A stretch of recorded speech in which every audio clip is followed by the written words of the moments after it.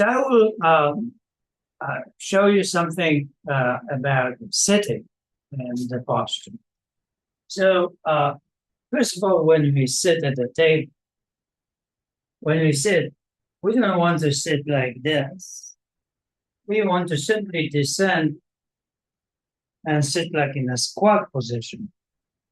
So what is the next when the plate is in front of you and you have a spoon and you want to eat? So the way to do it gracefully is to lean forward, but lean with the rotating the hips instead of bending the spine. So how is it that it is not good?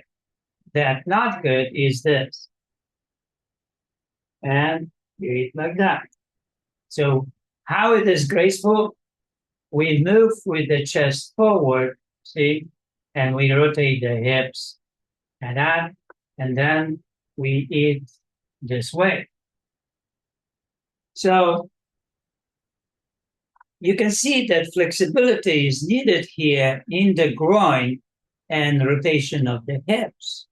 And when actually it is improved during the happy body routine, first you squat down, and you have that flexibility here. But the other point is when we actually stand and we do our bows.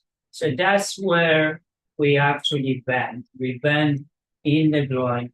And the same way as here, when we move toward the table without bending our spine. So that's how we actually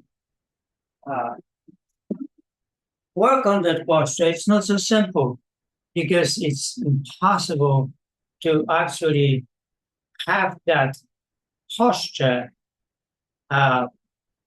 by cognitive thinking, that you are constantly remember how to handle it. So it has to be integrated in the body. That's why we do the happy body routine, to integrate that way of living. Also, if you don't have flexibility in certain areas, then you cannot do the perfect posture or these graceful movements, even if you want to. So that's why the routine, the lifestyle routine that repeats on a daily basis is needed. And if you are smart, if you are wise, then you do it every day. And in 5 years, you will have this amazing posture. So how is it working when we walk? When we walk, again, that is the hips again, and it's the chest, right? So as soon as we cannot have the flexibility that the hip moves forward, then we will have more the posture that hips are backward. And then we look more like that. But then we walk like that. So to be aware that your hips should be pushed forward, but not forward too much, right? They have to be in the neutral place when it's really comfortable for the body. So that is your hips. And when we walk with the chest and the hip forward. So everything is forward. And when we go back, the same way. So how is it that we walk? So imagine that you walk forward, but you move forward with the hips and the chest at the same time, and the spine is not bending. So it is not the situation that I walk and my spine is bent and I look not graceful. So this grace in walking and sitting is really connected to the way how we really look, but not only because bending the spine eventually creates this back posture that we end up in and we get stuck and imprisoned in the way of back posture, which is completely preventable. So now I will go through the happy body routine and will analyze all these things that they are really needed and they help us with the posture. So first thing is just the spine. The spine bends forward. The spine bends back. The hips bend. The hip rotation is working, right? And then our ankles are flexible and the chest stays up, so it's not really bent forward. So let's start with how to actually be aware and how to do actually the happy body. Let's begin. And everything is the most important. The chest stays up and the hip is aligned with the chest. It's forward a little bit and the chest and the hip and the ankles move. So inhale, chest is up, stretch, return, and exhale. And when we return, we're not bending our spine. Sometimes people do it. Again, inhale, and chest stays up on our return. And again, one more time, inhale, stretch, and slowly down, chest stays up.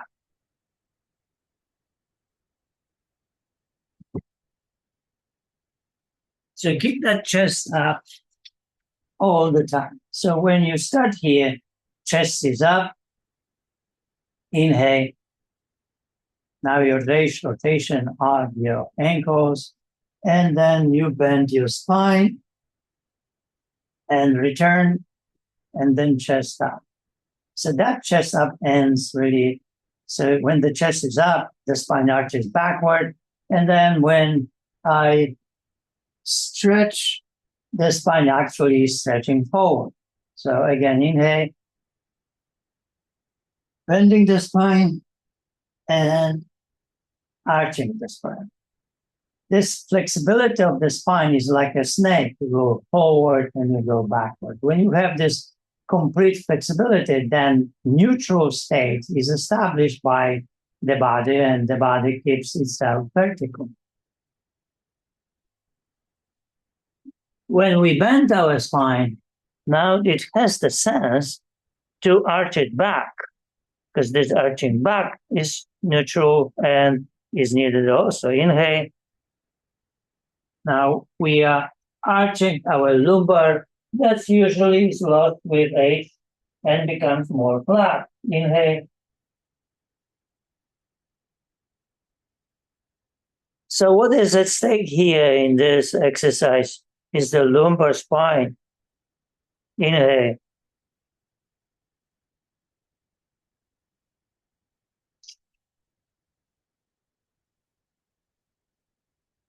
Next exercise, I see that people make a biggest mistake here while returning. So the tapping hammer, inhale, see? And what people really usually do, return this way and become one. So be sure that your elbows are up, stays up, inhale, chest is up, stretch happens, and chest stays up and elbows are up. So you don't become this way. All right, one more time, inhale, stretch, and return with the elbows up and chest up. And the hips forward. So it's not like that, right? So next exercise really helps us with the elbows up, right? That's the flexibility of the shoulder girdle and all the shoulder blades and the flexibility of the muscle behind. So everything stretches as well as the spinal area of the thoracic spine. So up and in, not like that, like that.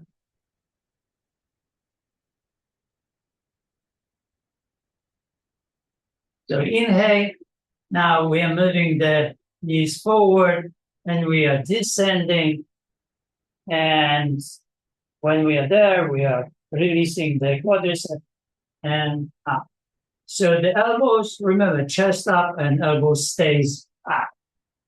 Just follow that.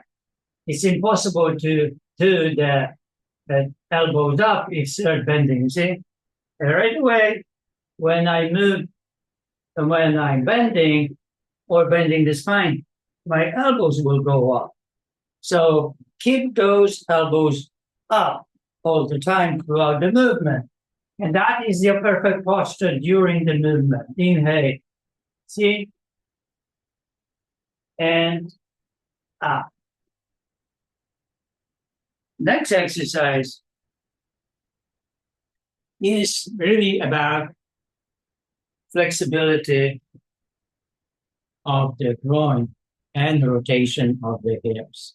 That's what helps you to move in the sitting position when you want to eat soup and you don't want to eat the soup that way, but you want to eat the soup that way.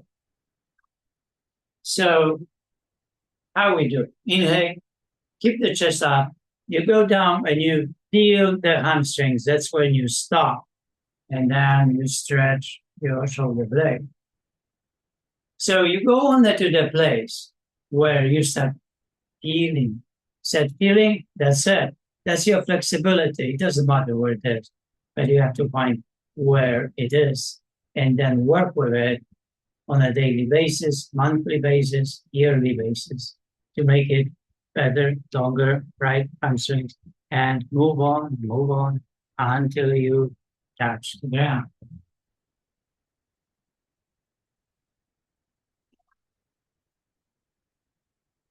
Opening wide. Sometimes for the shoulders, it is that the chest here is very tight and moves our shoulder more forward.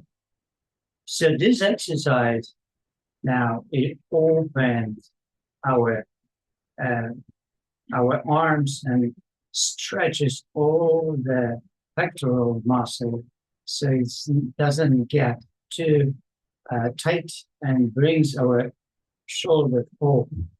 So that's why it's open wide.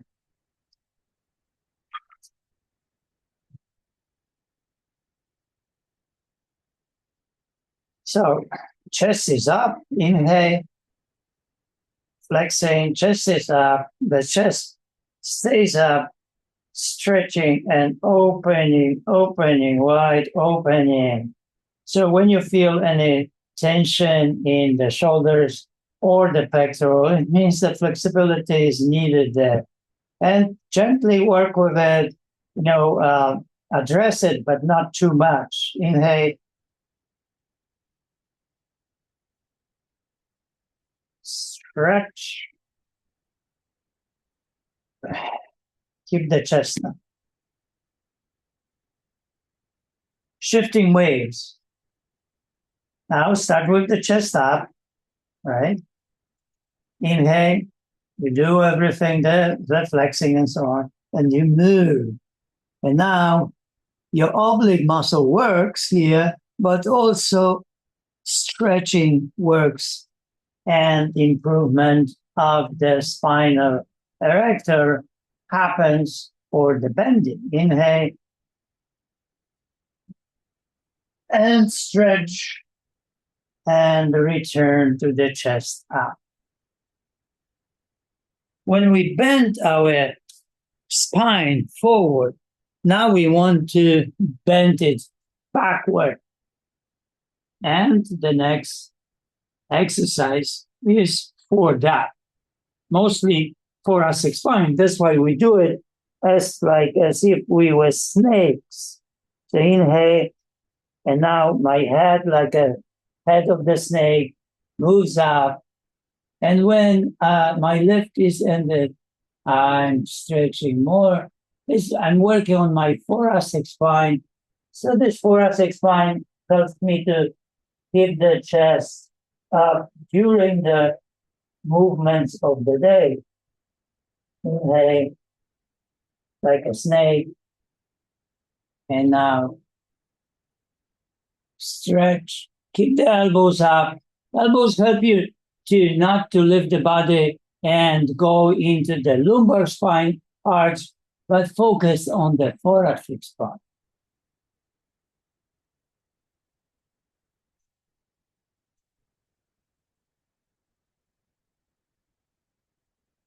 Now we are with the exercise called rocking triangle. It means that it moves this way. Sometimes we have very tight T-bands, and those T-bands make us awkward, almost like walking like on sticks. So when it's really tight, also hurts. It can bring a lot of pain into your knees. So it's important to move those hips this way. So the hips moving that way, but also move this way. Well, if somebody dance rumba, then those hips are really needed to move that direction. So when we actually do this exercise, we want to increase the flexibility of the hip going down. So when we are in the position, then we bend one knee forward, and then that hip will go down. And now we are locked. We are locking the knee that was bent and unlocking the other. And then more stretch. And chest is up during the movement. So be sure that you are not bending the spine.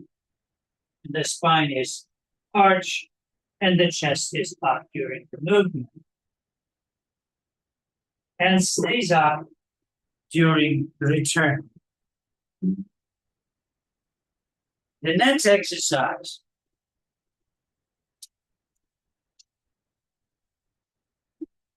rising down. This particular exercise that helps us to develop this sustain the perfection.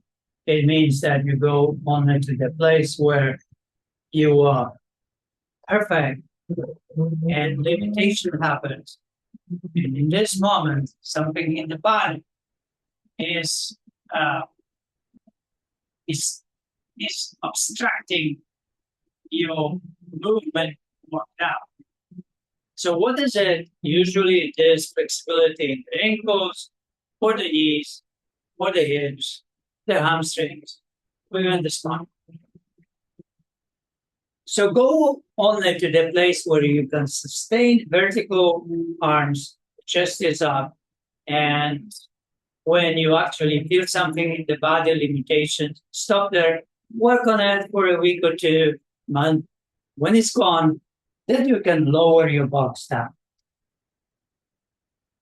So sometimes at the beginning, you just can do this exercise in day, only move down a little bit. And once you start feeling that you are moving forward, don't do it. Try to sense what is it really there in your body that does not let you to go down more. And work with it. If you have a box, then you go to the box. The box helps you to with the limitation and development of the perfection. So inhale. So you go down, down, down. You're okay, and then you go up And when the arms are vertical to the ground all the time, then you are okay, and you can move that box down. Ankle bar is the same exercises that take about the same situation with the hips and the development of the hip rotation. Inhale, keep the chest up, feel something that obstruct you. It's the limitation for your movement. Work with it and work with it on weekly, monthly, same basis. You can even put the box in front of you so you can only go to that place, feel something in the body that is already stretching or painful, and make it so it's not too painful.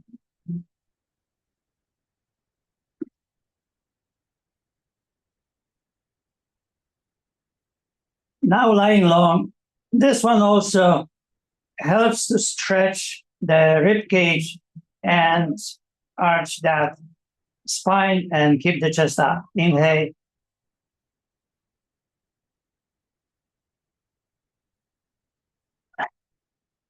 So be sure that in this exercise, everything is again perfect, and chest is up, stays up, and chest stays up. Next exercise is that helps us to experience hip rotation, but also bending the spine forward and back. So inhale. Now arching the spine. Now on the rotation, the hips, and arching my spine back. So a lot of things happening here. Spine is going forward, backward, and the hips are rotating. One more time, inhale. Bending the spine, rotation of the hips, and arching the spine at the same time until I feel limitation that comes from my hamstrings, and that will not let me to go even more forward. But that needs to be practiced during the routine consistently, not sometimes, but consistently on daily basis. Inhale, and now it's the arch. We experience bending forward, and now we are experiencing complete arch of the spine from the neck to the sacrum. Inhale. So like a snake going back.